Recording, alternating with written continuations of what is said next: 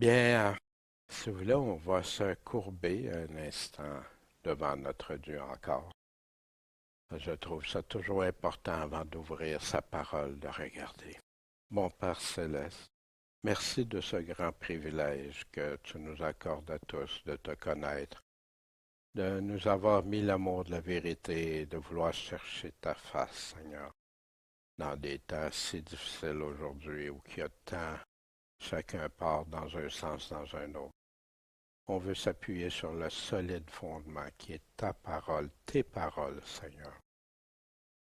Puis on sait que toi, tu nous conduis dans toute la vérité et pas dans l'erreur ni autre chose. Seigneur, accompagne-nous ce matin, guide-nous. Sois avec tous ceux qui se réunissent pour t'adorer en esprit, en vérité, Seigneur. Puis qu'ils puissent toujours continuer de grandir pour toi. Préserve-les, Seigneur, dans leur persévérance. En ton nom, Seigneur Jésus. On te prie aussi pour ceux qui ne peuvent être ici ce matin, que tu les accompagnes, que tu les préserves, Seigneur, et qu'ils passent un temps avec toi.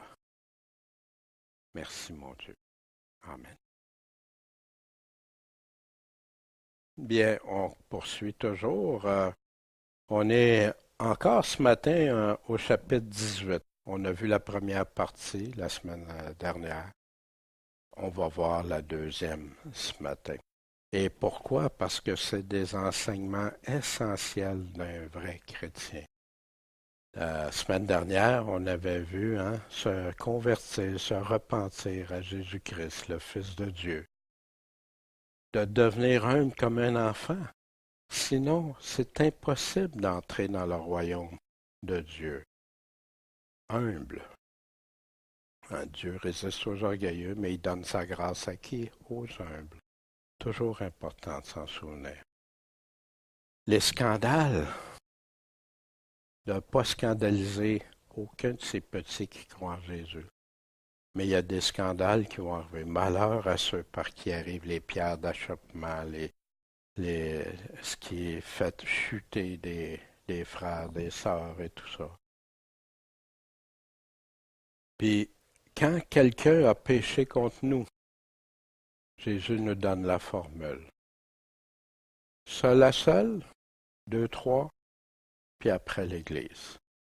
Ça donne la chance, l'occasion, l'opportunité à un chrétien ou à une chrétienne de se repentir avant. Les rôles sont définis, puis c'est progressivement. Puis l'Église doit assumer les responsabilités que Jésus a ordonnées pour sanctifier son Église. Ôtez le méchant du milieu de vous, que la parole nous dit. Puis tout ce qu'on demande, quand il y a deux ou trois qui sont assemblés en son nom, puis qui demandent les choses selon la volonté du Père, il le fait. Il nous l'accorde. Puis ça peut être encourageant. Quand deux chrétiens peuvent se rencontrer, ils peuvent demander à Dieu. Il y a des chrétiens qui n'ont pas d'assemblée dans des lieux isolés ou même des endroits où les églises ne suivent plus le Seigneur. Mais au travers de ça, t'en as qui sont de vrais, des vainqueurs. J'avais laissé, je ne sais pas si j'avais l'avais fait, demandé, avez-vous cherché? Quand le Seigneur surtout nous parle ici de soit se séparer, soit de ne pas suivre, pas être unis, pas communiquer, pas être en relation. Puis avec des méthodes, puis en se posant à qui dit ça, de quoi ils parlent vraiment, qu'est-ce qu'ils font pas, quand, à quel moment, pourquoi, etc. Comment ça se passe, quels sont les critères puis les conséquences si j'obéis pas, si l'Église n'obéit pas à ça. Et ce matin, on poursuit avec le chapitre 18 au verset 21.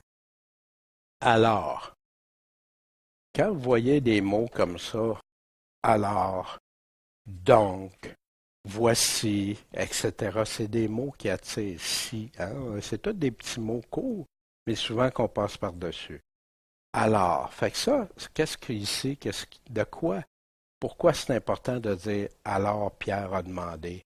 C'est relié à ce que Jésus parlait auparavant, relié aux petits-enfants, de ne pas scandaliser, les scandales, la brebis perdue, puis surtout après, qui est tout rattaché ensemble. Si ton frère a péché contre toi, rencontre-le seul, deux ou trois, puis après ça l'Église. Et là, Pierre ici, alors Pierre s'est approché et lui dit, Seigneur, combien de fois je vais pardonner à mon frère quand il péchera contre qui? Contre moi. Il n'est pas en train de parler de tous les péchés ici. Il est en train de parler des péchés qui nous concernent personnellement. Que quelqu'un m'a offensé, m'a fait quelque chose qui m'offense ou tout ça. Il n'est pas en train de parler de tous les péchés, puis on va y revenir tantôt à ça. Vous allez voir pourquoi c'est important de le souligner. Fait que là, Pierre, ça, n'oubliez pas, c'est un nouvel enseignement, ça. Hein? Jésus est arrivé avec ça. Si vous ne pardonnez pas, vous ne serez pas pardonné. Wow, tu sais, ça reste jusqu'à 7 fois. 7 fois pardonner contre quelqu'un qui a péché contre moi, c'est pas pire, hein? Mais voici ce que Jésus dit. Je te dis pas jusqu'à 7 fois, Pierre. Je te dis pas jusqu'à 7 fois, Daniel, Éric, Michel, tout le monde. Mais jusqu'à 70 ou 70 fois, 7 fois. 490 fois. Comptez-vous? Mettez-vous ça en note? Non, hein? Qu'est-ce que Jésus voulait montrer ici? Hey, moi je suis prêt à pardonner jusqu'à 7 fois. Non, 490 fois. Non, regarde, tu pardonnes. Puis il va donner aussi, hein, il avait parlé dans Luc, prenez garde à vous. Si ton frère t'a offensé, toi, reprends-le, et s'il se repent, pardonne-lui. Et s'il t'a offensé, 7 fois le jour, 7 fois par jour, c'est spécial, et que 7 fois le jour, il revienne vers toi et dise, je me repens, pardonne-lui. Ici, ça nous indique quoi? La miséricorde. Ça vous est-il arrivé que vous ayez eu à aller voir Dieu 7 fois depuis que vous êtes chrétien? Des fois, hein? Le nombre, puis si on prendrait 490 fois que j'ai demandé pardon au Seigneur, moi, ça serait fini, hein? Eh non, pardonnons, il nous demande, puis il va nous dire pourquoi. Le mot pardon, avant d'aller plus loin, c'est bien important. En grec, dans le dictionnaire Strong, on a ça. Pardonner, laisser faire, laisse tomber, laisser être comme ça, laisser avoir, mettre de côté, quitter ou acquitter, renvoyer, remettre, souffrir, endurer, dans le sens d'endurer, abandonner, permettre, omettre, céder. C'est des mots, ça. C'est le même mot qui est utilisé 133 fois dans le Nouveau Testament. On va en voir quelques-uns. Ici, le mot pardon ou laisser, abandonner. Pardonner, nous autres, on s'est fait une image du pardon. Mais qu'est-ce que ça veut dire? C'est laisse tomber, laisse aller. Prends pas ça, là, puis faire une guerre avec ça. C'est pourquoi, ici, on a le mot 863, laissant les premiers principes de la doctrine, tendons à la perfection, posant pas de nouveau le renoncement, la foi, etc. Fait que c'est ce mot-là qui est utilisé. La prière de la foi sauvera le malade, et le Seigneur le relèvera. Et s'il a commis des péchés, ils lui seront pardonnés, laissés tomber, laissés, délaissés, comme Dieu nous fait. Si nous confessons nos péchés, il est fidèle et juste pour nous les pardonner. Et on n'est pas avec ça, il laisse. Parce que si Dieu ne pardonnerait pas, ne laisserait pas aller ça, ça serait retenu contre nous. Petits enfants, je vous écris parce que vos péchés vous sont pardonnés à cause de son nom. Ils nous sont pardonnés, ils nous sont laissés tomber ces péchés-là à cause de lui. Lui a payé. Le même ici, le même mot, mais j'ai contre toi que tu as abandonné ta première charité. Tu as laissé tomber ta première charité. Fait que le pardon inclut quoi? Pardonner, oui, puis c'est une définition. Mais pardonner veut dire cède, laisse aller ça. Tes droites, le moi, puis tout ça. Aime ton prochain. C'est pourquoi le royaume des cieux, fait que Jésus va continuer. C'est pourquoi, fait que c'est directement rattaché à ce que Pierre a soulevé, puis à ce que Jésus lui a dit. C'est pourquoi le royaume des cieux est semblable à un roi qui voulut compter avec ses serviteurs. Il dit, c'est l'heure des comptes. On va régler. Mais quand il eut commencé de compter, on lui en amena un qui devait 10 000 talents. Les talents, ça peut être des talents d'or, des talents d'argent. Jésus ne le spécifie pas. Puis il y a différentes définitions pour les talents, mais une chose qu'on sait, c'est du poids. C'est un poids, le talent. Puis ce que c'est que ça représente une somme énorme. Je vais vous passer toutes les recherches que j'avais faites pour comprendre ça, puis à un moment donné, totalement de divergence, mais il y a une affaire qui est toute sûre, c'est que c'est un poids énorme, ça a une valeur énorme. Et parce qu'il n'y avait pas de quoi payer, il ne pouvait pas le payer, son maître a commandé qu'il fût vendu. Mais pas seulement lui, sa femme et ses enfants, puis tout ce qu'il y avait pour que la dette soit payée. Wow! Et ce serviteur se jetant en terre, le suppliait, le priait, en disant, Seigneur, aie patience envers moi, et je te payerai tout. Le roi, je ne sais pas si vraiment il pouvait penser qu'il avait la capacité de tout payer. Ça, Jésus ne nous le dit pas, mais il y a une chose. Alors le maître de ce serviteur, ému de compassion. Puis ça, c'est semblable, hein, le royaume des cieux, c'est semblable à ce qui se passe avec Dieu. C'est ça qu'il est en train de nous dire. Ému de compassion, le laissa aller. Il l'a délivré. Vas-y, laissez aller. Va avec le pardon aussi, pardonner. Et lui remit quoi? La dette. Ce que tu me dois, là, c'est réglé. Mais ce serviteur étant sorti, a rencontré un de ses compagnons de service qui lui devait 100 deniers. Il rencontre un de ses compagnons de service. Nous, qui sont nos compagnons de service? Qui lui devait 100 deniers.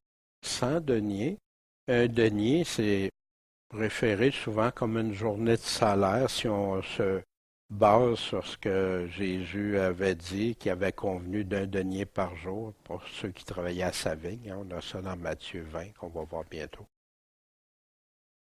Mais tu me dois 100 deniers comparativement aux 10 000 talents.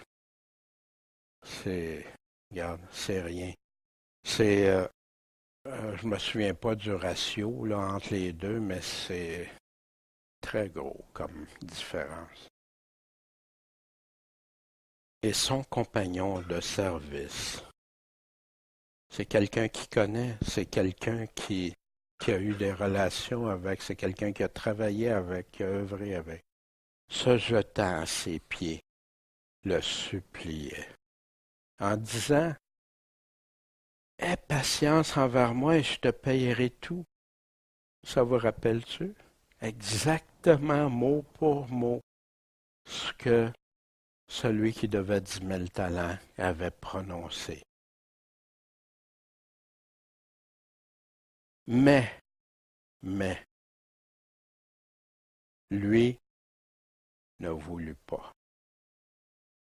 Puis s'en étant allé, il l'a fait jeter en prison jusqu'à temps qu'il ait payé la dette, sa dette. Mais là, ses compagnons de service, les autres qui ont vu ça, voyant ce qui s'était passé, en furent fort attristés. Voyons donc, regarde qu'est-ce qu'il fait à un des nôtres, tandis que le roi vient de le libérer. Et ils ont été le rapporter à leur maître, tout ce qui était arrivé. Alors son maître le fit venir et lui dit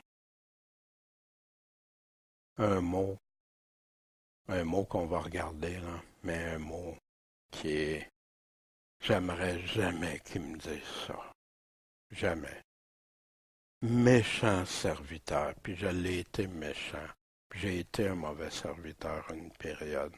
Puis pardon, Seigneur, pardon. Je t'avais remis toute cette dette. Pourquoi? Parce que tu m'avais prié, tu m'avais supplié. J'ai eu compassion de toi. Je t'ai tout pardonné, je t'ai tout délivré de ce qui était impossible pour toi de payer, qui t'aurait coûté tout ce que tu avais. Méchant serviteur. On retrouve ça dans les paroles de Jésus à différents endroits. Puis, mais on va voir une chose ici. Pourquoi il peut l'appeler méchant? Un créancier avait 2 débiteurs. L'un devait 500 deniers et l'autre 50. Hein? Encore une relation 10. Ici, il y a un ratio 10 pour 1. C'est facile. Et comme il n'avait pas de quoi payer, comme la situation du 10 000 talents, il leur remit à tous deux leur dette. Dis-moi, lequel des deux l'aimera le plus? Fait qu'ici, Jésus est clair par la suite, hein? Puis la personne répond, c'est celui à qui il a remis le plus. Le serviteur, là, qu'est-ce qui aurait dû être sa réaction? Comment il aurait dû réagir en aimant plus encore? Mais il l'a pas fait. C'est un méchant serviteur. Puis des fois, le mot méchant, nous autres, on pense, c'est quelqu'un, un Hitler ou des personnes comme ça. Oui, ils le sont, mais c'est beaucoup plus que ça. Voici ici, Jésus, quand on va voir chapitre 24, il y a 2 serviteurs qui attendent le retour de Christ, ils connaissent Jésus-Christ. Mais si c'est un méchant serviteur qui dit dans son cœur, mon maître tarde à venir, puis là puis il retourne avec ceux qui sont dans le monde, il délaisse ceux à qui il aurait besoin de donner de la nourriture au temps convenable, puis tout ça. Jésus l'appelle un méchant serviteur.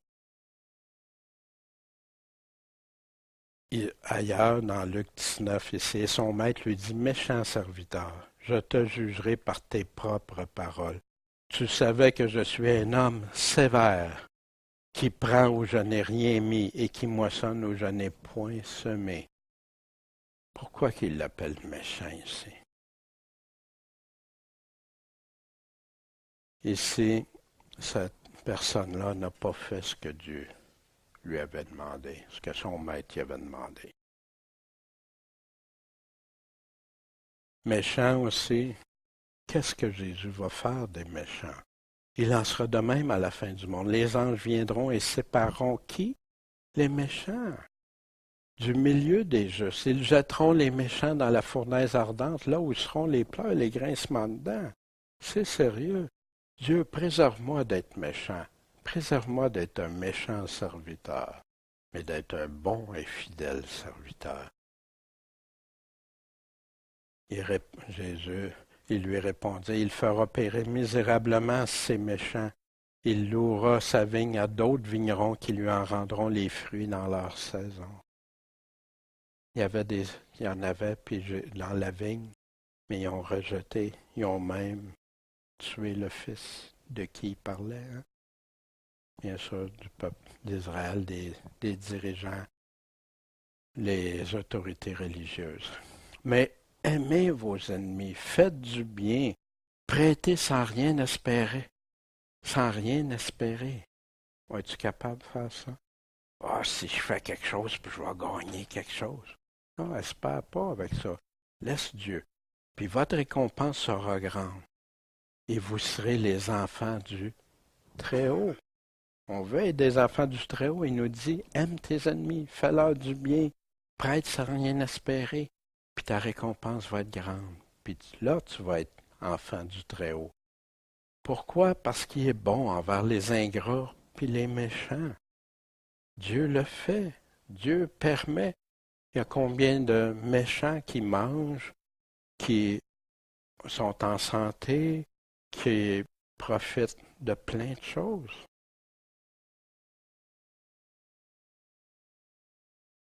Or, nous savons que Dieu n'exauce pas qui?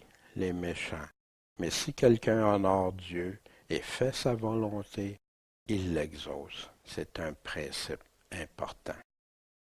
Mais la parole nous dit qu'à vers la fin aussi, des méchants qui vont être ah, comment ça, tout leur arrive, ils sont pleins, ils sont riches, ils ont de l'abondance dans ci, dans ça, il leur arrive jamais rien de mal, eux autres, puis ceux qui marchent dans la justice, eux autres, ils passent. Ouais, Dieu nous avertit de ça. Mais il dit, attendez, vous verrez la différence entre celui qui marche dans la justice et celui qui ne le fait pas bientôt. Et que nous soyons délivrés des hommes inconsidérés et méchants, car tous n'ont pas la foi. Quelle foi qu'ils n'ont pas? La vraie foi. Ils peuvent avoir la foi dans toutes sortes de choses, mais pas celle en Jésus-Christ. Et qui sait que la loi a été établie non pas pour le juste, mais pour les méchants, les rebelles, les impies, les pécheurs, les gens sans religion, etc. Puis il décrit des choses que Dieu avait établies clairement dans la loi. Puis que Jésus a répété dans le Nouveau Testament, les meurtres, honorer son père, sa mère, tout ça, il a tout répété ça. Mais un chrétien qui a son cœur circoncis le fait naturellement. Mais les hommes méchants et les imposteurs iront comment? En empirant. On en parlait, Jacinthe et moi, cette semaine, empirer. C'est étape par étape, ça va de pire en pire. Séduisant, puis étant séduits. Ils ont été séduits dans des fausses doctrines, dans toutes sortes de choses. Puis ils vont séduire les autres. Je connais tes œuvres, ton travail, ta patience. Je sais que tu peux souffrir les méchants, que tu ne peux pas endurer les méchants, et que tu as éprouvé ceux qui se disent apôtres puis qui ne le sont pas, et que tu les as trouvés menteurs. Hein? Le Seigneur nous dit de tester les esprits s'ils viennent de Dieu. Éprouver, c'est correct. Jésus veut qu'on fasse ça, pas être vivre comme les vierges folles insouciantes et tout ça, non. Jésus parle de deux serviteurs, deux destinés, parce qu'il a appelé serviteur méchant. Ici, son maître lui dit, c'est bien, bon et fidèle serviteur. N'est-ce pas ça qu'on veut entendre? Tu as été fidèle en peu de choses, je t'établirai sur beaucoup. Entre dans la joie de ton Seigneur. Mais à l'autre serviteur, Son maître lui répondit, méchant et paresseux serviteur, tu savais que je moissonne où j'ai pas semé, que je recueille où que j'ai pas répandu. Mais de quoi est-ce qu'il parlait Jésus? Il était en train de parler celui qui a resté fidèle, qui a donné la bonne nourriture, qui est resté avec le Seigneur malgré tout ce qui arrivait, puis que l'autre qui a même été trahir ses frères, puis qui est retourné dans le monde. Jetez donc le serviteur inutile dans les ténèbres de dehors, là où seront les pleurs et grincements de dents. Deux serviteurs, deux personnes qui disent servir le Seigneur, deux destinées. Le pardon de Dieu. Comment qu'on obtient le pardon des péchés commis auparavant? Par une victime. Cette victime-là était qui? Jésus-Christ. Dieu avait destiné à être une victime propitiatoire par la foi en son sang, le sang de Jésus-Christ. Vous savez que dans des versions de Bible, on a enlevé le mot sang parce que c'était offensant pour certains. Les péchés commis auparavant pendant les jours de la patience de Dieu, les péchés commis, il y en a qui disent avant, aujourd'hui, puis futur. Non, si tu commets des péchés futurs, confesse-les, abandonne-les, ça presse, repens-toi. Et selon la loi, presque toutes choses sont purifiées par le sang. Sans effusion de sang, il y a quoi? Pas de pardon.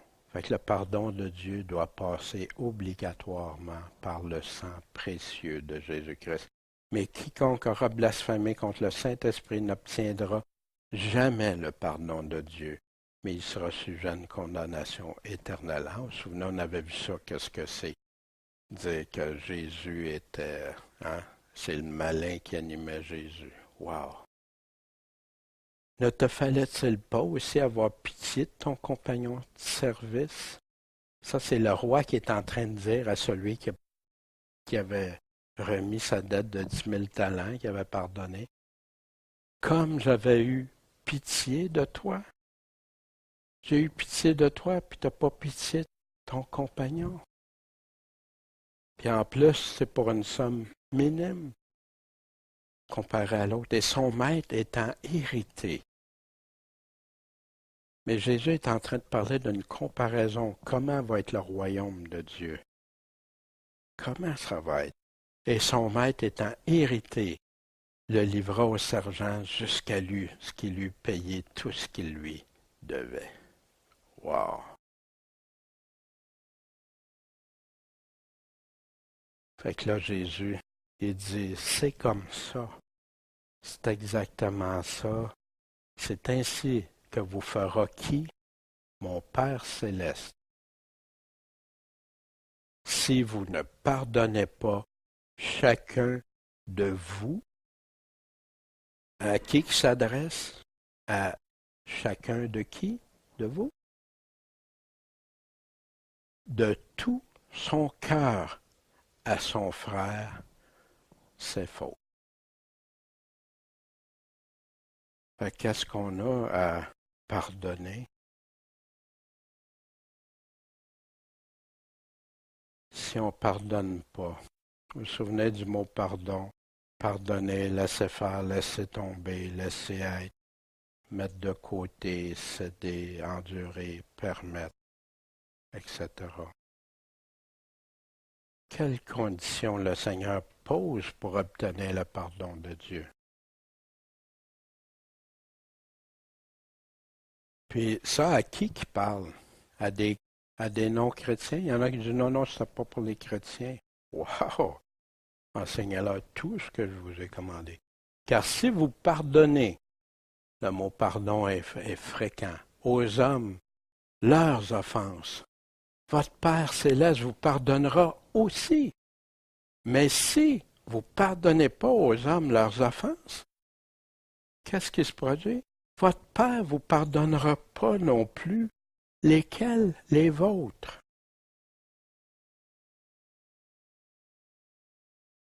Mais quand vous vous présenterez pour faire votre prière, Si vous avez quelque chose contre quelqu'un, avant de faire votre prière, la prière à qui? Au Père. Tu as quelque chose, tu veux prier, puis tu as quelque chose avec quelqu'un? Pardonnez-lui, afin que votre Père qui est dans les cieux vous pardonne aussi vos offenses. Puis on sait qu'il n'écoutera pas si on reste avec un.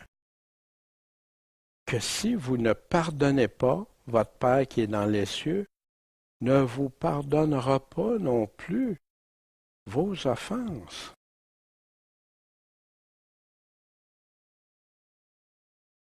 Ne jugez pas et vous ne serez pas jugés. Ne condamnez pas et vous ne serez pas condamnés. Il y en a qui utilisent ça pour dire, ben, il ne faut pas juger de rien, puis non, parce que Paul dit le contraire, juger de tout. Moi-même, j'ai jugé ce que Satan m'a fait, etc. Fait que, mais si tu juges tout le monde, puis tu n'enlèves même pas la poutre que tu as devant l'œil, puis tu condamnes tout le monde durement, non. Ça appartient à Dieu. Vous ne serez pas condamnés. Pardonnez et on vous pardonnera. Le pardon selon le Seigneur, pardonne-nous nos péchés, comme aussi nous pardonnons à ceux qui nous ont offensés. Pourquoi? C'est des choses qu'on sait, mais qui sont parlées à différents endroits, puis c'est le verset qu'on a vu tantôt, s'il ne nous pardonnera pas, mais c'est directement relié avec ça. C'est pourquoi je le dis, ces péchés qui sont en grand nombre lui ont été pardonnés, car elle a beaucoup aimé. Mais celui à qui on pardonne peu, aime peu. Savez-vous, c'est un principe, ça. Ceux qui ont offensé Dieu, c'est encore plus que d'autres, puis qui se repentent, ils veulent suivre Dieu, ou ceux qui ont chuté et qui sont revenus, aiment tellement après, quand tu vois, le roi t'a effacé tes 10 000 talents, que c'est impossible que tu payes. Pardonne-nous nos péchés, car nous pardonnons aussi à tous ceux qui nous ont offensés. Hein, ça fait partie de la prière. Toujours le pardon selon le Seigneur. Est-ce que le pardon, le même Jésus qui te dit qu'il a le pouvoir de te pardonner, celui qui t'accorde le pardon de tes péchés, dit que tu dois pardonner aux autres pour garder son pardon. Il parlait à des personnes on aime dire le Notre Père. Ben oui, c'est pour les chrétiens, pour tous ceux qui croient. Tu ne peux pas appeler ton Père si tu n'as pas passé par Jésus-Christ. Tu n'as pas suivi le seul chemin, le seul médiateur. Que si tu ne pardonnes pas aux autres, il t'arrivera comme à celui à qui le roi avait acquitté sa dette. Pas, selon les paroles de Jésus, on ne peut rien changer de ça. La miséricorde. Vous vous souvenez, Jésus, heureux qui? Les miséricordieux, c'est ceux qui accordent le pardon, qui ont une miséricorde comme le Père a. Pourquoi? Parce qu'ils obtiendront miséricorde. Que si vous saviez ce que signifie je veux la miséricorde et non pas le sacrifice, vous n'auriez pas condamné des innocents. Encore, c'est encore pire parce qu'ils n'ont pas démontré de miséricorde non pas à des pécheurs ici, mais envers même des innocents. Malheur à vous, scribes et pharisiens hypocrites, parce que vous payez la dîme, la menthe, la note de l'âneth et du cumin. Ils payaient tout, là, tout était pesé, vérifié, puis tout ça. Et vous négligez les choses les plus importantes de la loi. C'est quoi? La justice, la miséricorde et la fidélité. Il fallait faire ces choses et ne pas omettre celles-là. Les choses importantes, la miséricorde. Puis c'est dans l'Ancien Testament partout, la miséricorde. Et sa miséricorde s'étend d'âge en âge sur qui? Sur ceux qui le craignent. Pardon, Seigneur, j'ai mal fait. Je veux marcher dans ta justice. Que la miséricorde et la vérité ne t'abandonnent pas. Lis-les à ton cou, écris-les sur la table de ton cœur. Ceux qui machinent du mal ne se fourvoient-ils pas? Mais la miséricorde et la vérité seront pour ceux qui procurent le bien. Un cœur bon et honnête. Et ce qui fait la valeur de l'homme, c'est sa miséricorde. C'est étrange, hein? On entend souvent le contraire. Si t'es miséricordieux, c'est, voyons donc, t'es même, hein? La valeur de l'homme devant Dieu, tu en as ici un point de valeur. Car le pauvre vaut mieux que le menteur. Celui qui recherche la justice et la miséricorde trouvera la vie, la justice et la gloire. La miséricorde revient à des centaines de fois dans l'Ancien Testament. Il t'a déclaré au homme ce qui est bon. Et qu'est-ce que l'Éternel demande de toi? Sinon de faire ce qui est droit, la justice, d'aimer la miséricorde. Mais il y en a qui aiment la miséricorde, mais juste pour eux. La miséricorde de Dieu pour eux, puis la miséricorde des autres pour eux. Mais aimer la miséricorde, c'est tout. Ça va ensemble. Et de marcher humblement avec ton Dieu. Ainsi avait dit l'Éternel des armées. Rendez la justice avec vérité. Puis ça, dans Zacharie, c'est pour la toute fin, hein? Le retour de Jésus-Christ et ce qui va se passer à Armageddon et tout ça. Exercer quoi? La miséricorde et la compassion, chacun envers son frère. Fait que ce n'était pas un enseignement nouveau que Jésus a amené. Il redisait les choses. Mais Pierre, quand il est arrivé avec sa foi, pensait que c'était exceptionnel. Car vous avez été, qu'est-ce que ça a coûté le prix du pardon de Dieu envers nous? Vous avez été acheté à un grand prix. Glorifiez donc Dieu en votre corps et dans votre esprit qui appartiennent à Dieu. Ça lui appartient maintenant. Vous avez été acheté à un grand prix, devenez pas esclaves des hommes. Sachant que vous avez été rachetés de la vaine manière de vivre qu'on avait hérité de nos pères, non par des choses périssables comme de l'argent puis de l'or, mais par un précieux sang, comme d'un agneau sans défaut et sans tache. Wow. Mais il nous demande de demeurer dans le pardon de Dieu. Comme il y a eu des faux prophètes parmi le peuple, il y aura aussi parmi vous de faux docteurs qui vont introduire secrètement des sectes pernicieuses et qui, reniant le Seigneur qui les a rachetés, ils ont été rachetés, mais ils renient par leurs fausses doctrines, par dire différent des paroles de Jésus. Attirons sur eux-mêmes quoi? Une perdition soudaine. Jude, qui est une lettre qui nous avertit, ça a été placé stratégiquement devant l'Apocalypse pour nous servir d'avertissement. Conservez-vous dans l'amour de Dieu, en attendant la miséricorde de notre Seigneur Jésus-Christ pour la vie éternelle. Conservez-vous. Le pardon, c'est la caractéristique d'un vrai chrétien. Tu aimes ton prochain, tu feras pour lui ce que tu aimerais qu'il fasse pour toi, puis tu ne feras pas ce que tu n'aimerais pas qu'il te fasse.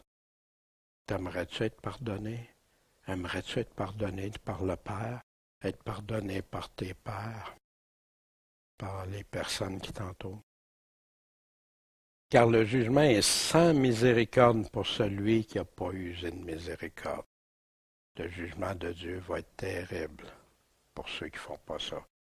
Dieu a tout donné, a donné ce qu'il y a de plus précieux pour nous pardonner, pour qu'on ait accès au trône de sa grâce.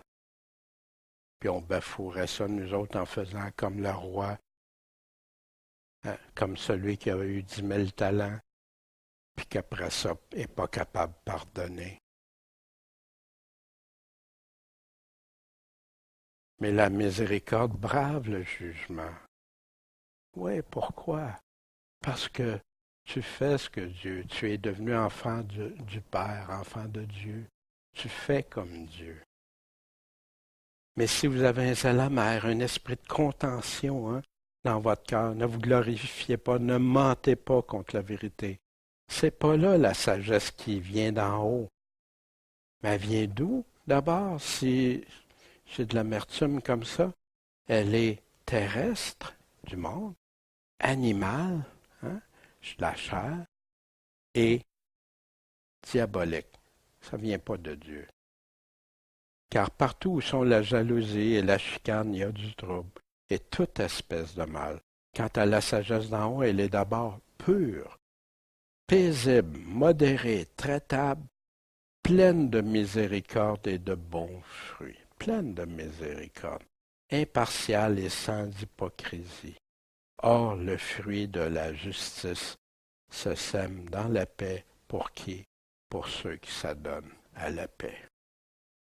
Jacques 3. Ceux qui découpent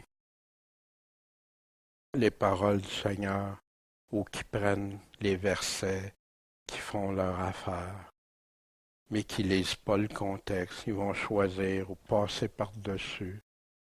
Jésus nous disait, ici on l'a vu tantôt, pardonne-nous nos péchés. On parle au Père ici. Pardonne-nous nos péchés, comme aussi nous pardonnons à ceux qui nous ont offensés. Fait qu'il y en a qui laissent ça comme oui, c'est correct, mais pardonne-nous. Ils vont tous mettre l'accent sur pardonne-nous nos péchés. Mais Jésus continue, car si vous ne pardonnez aux hommes leur offense, votre Père céleste vous pardonnera aussi, si vous les pardonnez. Mais si vous ne pardonnez pas aux hommes leur offense, votre Père ne pardonnera pas non plus les vôtres. On ne peut pas les découper. Ça va ensemble. Le pardon de Dieu est lié au pardon qu'on accorde aux autres. C'est pour ça que la parabole de Jésus, l'exemple que Jésus fait ici, est majeur. À qui ça s'adresse ces paroles-là, sinon aux chrétiens, aux croyants qui veulent suivre Jésus-Christ? Doutes-tu des paroles de Jésus quand il dit ça? Vous savez, c'est très, j'ai entendu beaucoup de chrétiens mentionner qu'ils justifiaient leur non-pardon à d'autres, mais ils étaient sauvés. Crois-tu en Jésus ou aux enseignements des hommes? Qui va gagner? Qui enseigne en contradiction avec Jésus, qui te dit, même si tu n'as pas pardonné aux autres, tu es sauvé? C'est ça que Jésus est en train de dire. Comment on peut espérer être sauvé si nos péchés ne sont pas pardonnés? Comment? Qui écoute vraiment Jésus? Mais c'est ici, dans cet aspect-là, cet enseignement crucial de Jésus, il nous le dit. Pardonnez. Puis un jour, on saura tout qui aura raison. On n'a pas le droit de découper les parties qu'on n'aime pas, prendre juste les choses agréables et tout, puis découper tout ce qu'on n'aime pas. Le pardon du Seigneur, Jésus nous en a laissé un exemple. Attaché à la croix, après avoir été battu, fouetté, maltraité, lui un roi, le Seigneur des Seigneurs, pardonne-leur, car ils ne savent pas ce qu'ils font. Puis ils sont partagés ses vêtements, puis l'ont tiré au sort. Mais je vous dis à vous qui m'écoutez, qui parle Jésus, vous qui m'écoutez, aimez vos ennemis, faites du bien à ceux qui vous haïssent, bénissez ceux qui vous maudissent et priez pour ceux qui vous outragent. Ça fait partie de l'amour. Aimer Dieu, aimer son prochain, même s'il est contre nous. Et je prierai l'Éternel mon Dieu, je lui fis ma confession et je dis, ah, Seigneur grand et redoutable qui garde l'alliance et la miséricorde à qui? À ceux qui t'aiment et qui observent tes commandements. Il ne dit pas qu'il accorde ça à n'importe qui. Puis Daniel, c'est un livre que les gens aiment, surtout pour la fin. Mais on a des enseignements. Ceux qui s'attachent à des vanités trompeuses croient aux mensonges, croient aux fausses doctrines, les doctrines étrangères qui ne viennent pas des mots de Jésus, de ses apôtres, abandonnent celui qui leur fait miséricorde. D'autres exemples, Joseph envers ses frères. Vous vous souvenez, Joseph dans Genèse, il a pardonné à ses frères, même ça a tourné à la gloire, envers son maître qui l'a envoyé en prison, accusé faussement, les prisonniers qui avait promis. Puis non, Joseph a été un exemple. Pensez-vous qu'il n'a pas été déchiré par ses frères, tes propres frères que t'aimes puis qui te rejettent, puis tout ça? David envers Saül. Puis David, que Saül a voulu tuer, alors que David lui faisait que du bien. Mais David, qu'est-ce qu'il a fait? Il a pardonné à Saül, puis il ne voulait pas y faire du mal, mais il s'est enlevé. Il savait que Saül était pour recommencer, fait qu'il est parti. Souvenez-vous, Jésus, il dit, quand vous êtes persécuté en quelque part, allez-vous-en ailleurs, où l'Évangile peut être proclamé. Si tu peux t'en aller ailleurs. On a nos frères qui sont pris dans des pays, ils ne peuvent pas. Ils sont coincés là. Mais quand tu peux, pas ailleurs. Il ne te demande pas de te présenter comme une victime facile et non, soyez prudents et rusés, même qu'il nous dit de faire attention quand il parlait de la persécution. Paul dit à Timothée, Alexandre l'ouvrier en cuivre me a fait souffrir beaucoup de maux. Mais qu'est-ce qu'il en dit de ça? Mais c'est le Seigneur qui lui rendra selon ses œuvres. Paul a pardonné à Alexandre, mais il s'en remet à Dieu. Il a laissé tomber ce qu'Alexandre lui fait par rapport à ses intérêts personnels. Non, c'est Dieu qui va s'en occuper. Des charbons ardents, c'est Alexandre. Mais si Alexandre se convertit, se repentit, je suis sûr que Paul en parlerait, comme il a parlé dans la deuxième lettre aux Corinthiens pour celui qui avait la femme de son père qui s'est repenti après. Garde-toi aussi de lui. Il dit-tu à Timothée, ben on y pardonne, fait qu'on laisse tout tomber. Non, garde-toi de lui. Pourquoi? Parce qu'il a fort résisté à nos paroles. Mais quelles étaient des paroles? C'était l'Évangile. Personne ne m'a cité dans ma première défense, mais tous m'ont abandonné. Paul, pourrais-tu avoir le cœur brisé de ça, offensé? Que cela ne leur soit pas imputé. Voyez-vous? Puis il y a plein d'exemples de pardon dans la Bible. Plein. Le pardon, il y en a qui pardonnent facilement les péchés commis envers les autres. Ah, il t'a fait ça? Oui, oui. Ah, mais regarde, non, il pardonne. Hein. Spécial, hein? OK. Ben, ils l'ont fait, regarde, ils ont fait telle affaire, une affaire abominable là, à quelqu'un, un enfant, même n'importe quoi. Ah, faut le pardonner. Les péchés commis envers toi, hein, que Jésus disait, que Pierre disait, ou même les péchés commis contre Dieu. Ah, il blasphème Dieu, ou il a fait telle affaire contre Dieu, puis tout ça. Mais on y pardonne. Qui peut pardonner? Seulement Dieu peut pardonner les offenses qu'on lui a faites. Puis la façon pour que la personne soit pardonnée, c'est l'évangile de Jésus-Christ. Repens-toi et convertis-toi, suis-le, obéis-le. Fait qu'il y en a que c'est bien facile, mais tout en ayant tellement de difficultés à pardonner ceux et celles qui les ont offensés personnellement. Là, tu as touché un point sensible, c'est moi.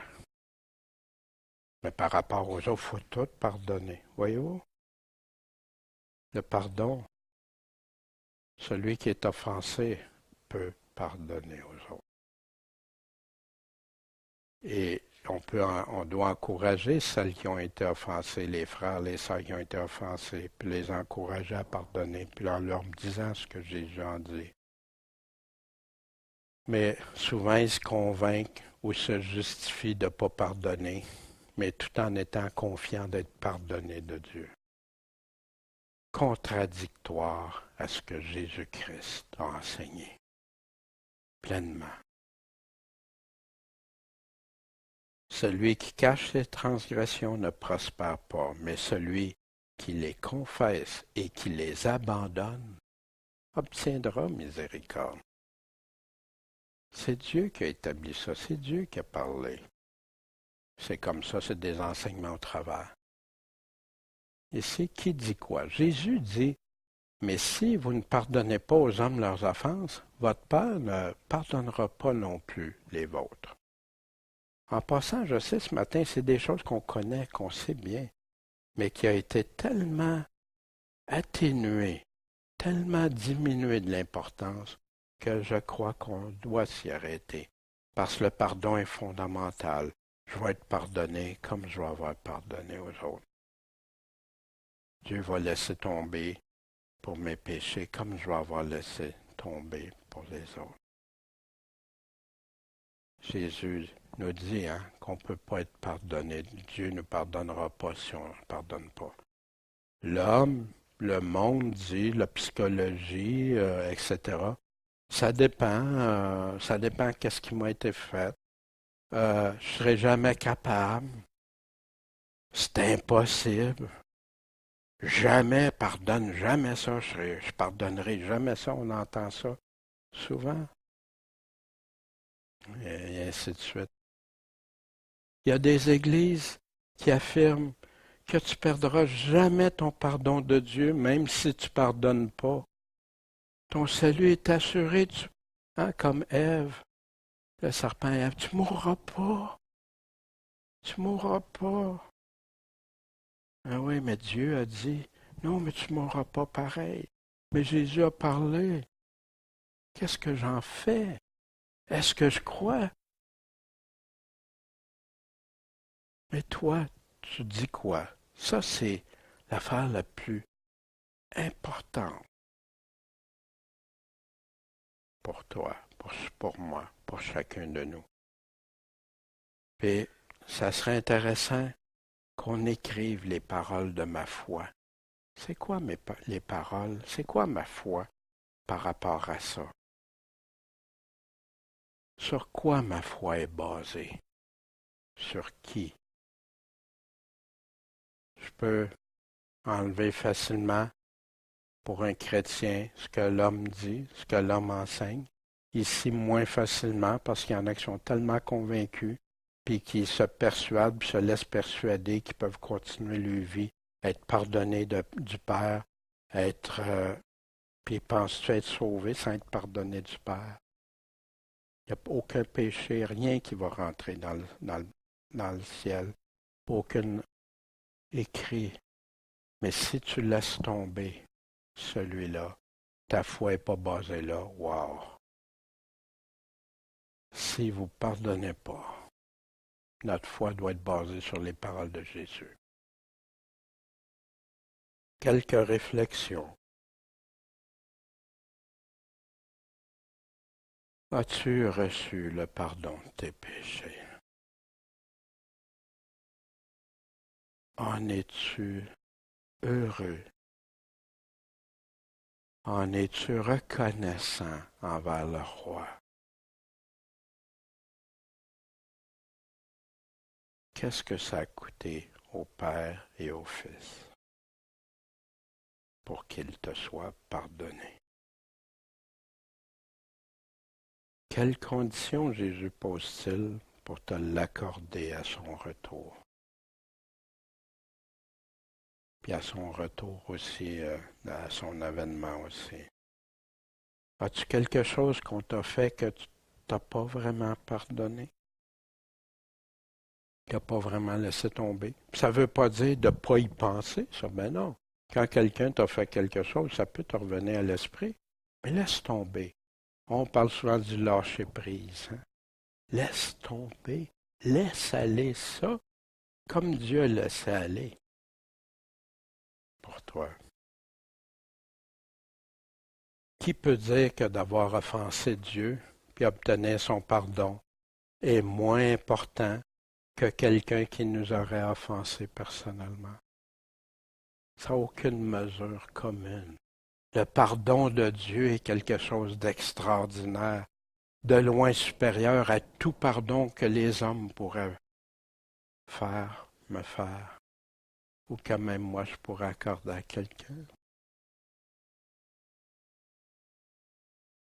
Quand quelqu'un t'offensera, avant de laisser tes sentiments te conduire où Dieu veut pas que ça te conduise, l'amertume, la colère, ça ne veut pas dire qu'on ne sera pas en colère au début.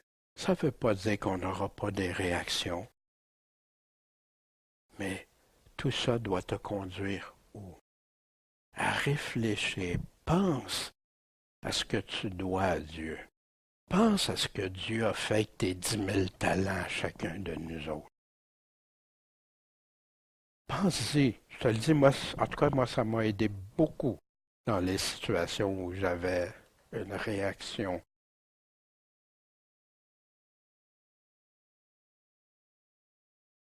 Peux-tu affirmer sans contredire Jésus que tu es vraiment sauvé sans avoir pardonné à quelqu'un qui t'a offensé? Sans le contredire, sans être à contre-courant? Pourquoi on ne met pas une importance à ça? Il y en a, il y a des assemblées qui le font très bien, puis c'est correct. Puis c'est ça il faut alerter. Mais il y en a tellement aujourd'hui que tu es sauvé. On te dit que tu es sauvé avant même de savoir si tu as pardonné ou si tu as quelque chose contre quelqu'un, puis que tu n'as pas pardonné. Puis oui, ça peut être un cheminement des fois, mais moi, quand je regarde les paroles de Jésus, mon cheminement se raccourcit très vite. Prends-tu Jésus au sérieux? Qui a l'autorité de te pardonner de tes péchés? Qui a l'autorité que quand il parle, c'est ça la vérité? Crois-tu en lui? Ou si c'est dans les hommes? As-tu à laisser aller quelque chose, à pardonner quelque chose? Si jamais c'est le cas, je t'invite à aller devant Dieu. Laisser Jésus te parler, te guider, t'éclairer, te renforcer dans ta position en Christ. De pardonner comme lui-même a pardonné.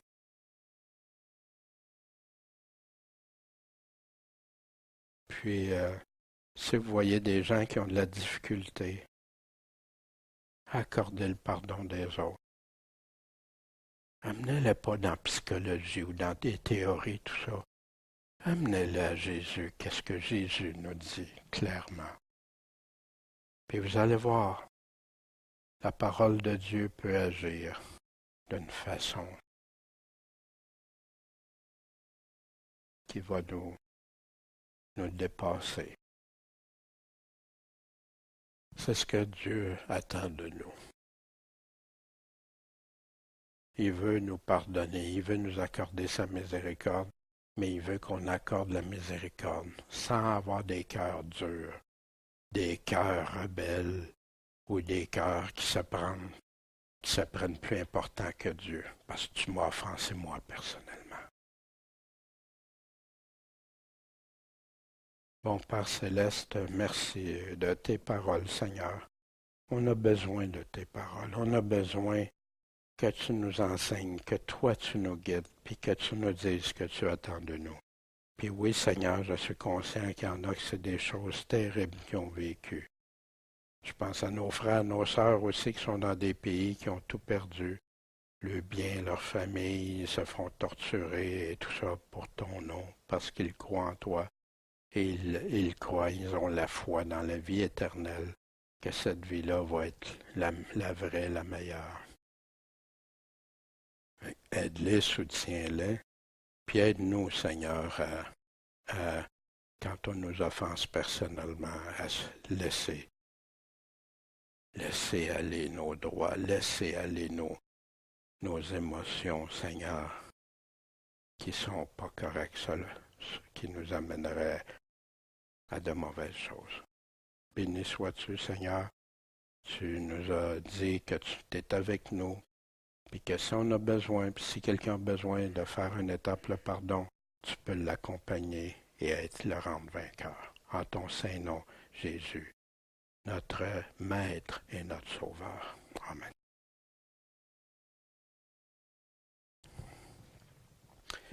En passant, on a eu un travail qui a été fait par notre sœur, Roxane, puis qui a enlevé des cadrages et tout ça, puis que ça fait que c'est plus esthétique pour les gens. Fait que merci beaucoup.